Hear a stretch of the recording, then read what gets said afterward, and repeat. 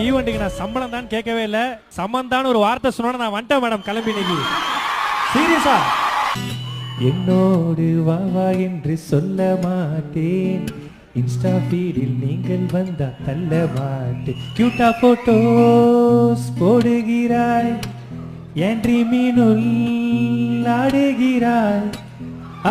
அன்பே உன்னை நெஞ்சில் சுமந்தா நானும் சொல்றேன் ஐ லவ் யூ சமந்தா எனக்கு ஓகே சொல்வீங்களா?